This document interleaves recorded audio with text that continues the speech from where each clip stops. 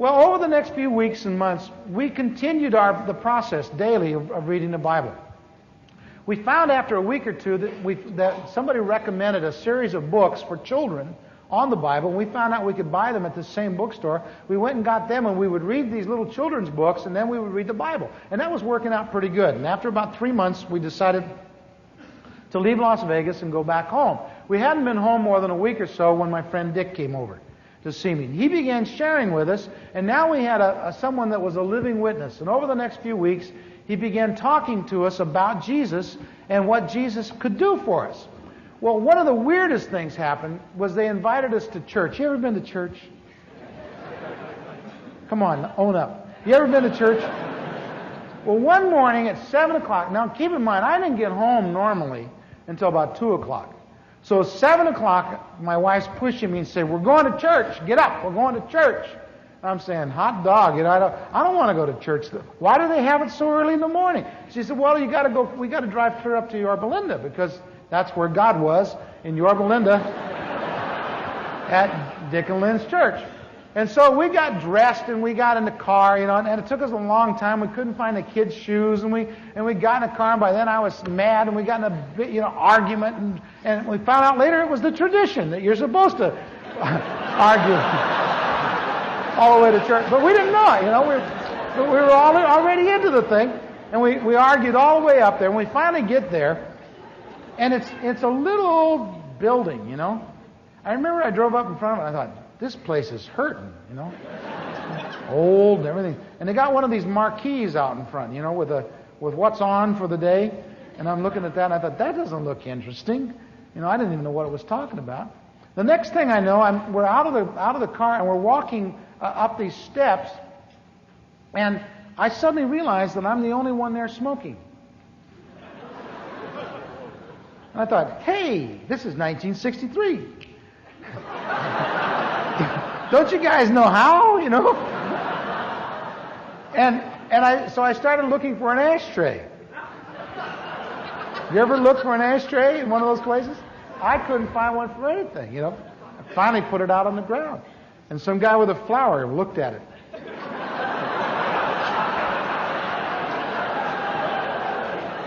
Then another weird thing happened. I noticed that everybody talked real loud. "Hi, how are ya?" they said, "And you can put your child over here." And I'm not going to put my child over there. I don't know what was going on. This is the weirdest thing I had ever been to. And, I've been in and out of bars for years, and nobody had ever treated me this way. And so I'm walking real close to my wife because I wasn't sure what was going to happen. I didn't know what was next. And we walk in through this building, and this guy handed us a menu. And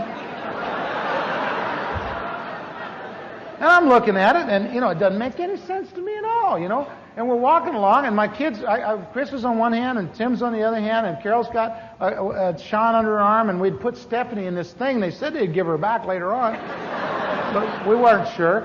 And we're walking through there, and one of the kids says, "Hey, Daddy, what's that?" I said, "Hell, I don't know." And my wife turned around and said, "Shh, don't cuss." And I said, "I'm not cussing. I'll show you cussing." That's all we were good at in those days, was fighting. And so we finally get seated, and they made us sit right down in the front row. Did they ever do that to you? All the back seats were full, and we had to... And we're sitting there, and we got this, we're looking at this menu, and we don't know what's going to happen. And the next thing I know, these three guys walk in, and they're real nice-looking guys. They all got suits on, and they come in and they sit down, and one guy sort of bounces up and comes up to a thing that looks sort of like this, and he says, "Good morning." And I thought, well, that's a nice way to open the show, real friendly. And he said, "Let us pray. Our Father and our God." I thought, what's that? So I turned to my friend Dick and I said, "What's the matter with his voice?"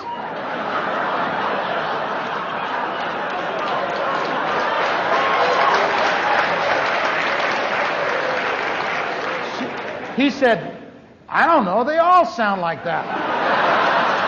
He says, "I think they get it at seminary."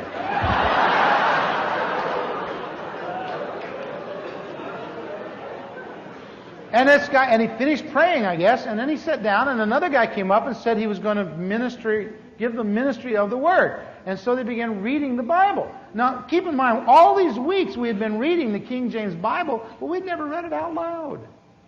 We didn't know what it sounded like. And the guy started speaking, and I thought, oh no, he's got a speech impediment. He lisps. And I turned to my wife and I said, listen to that poor guy. She said, oh, I know. And she said, well, there's no better place to hire the handicapped than the church. And I thought, this place is weird. And then they started singing these songs. You ever heard a congregational song?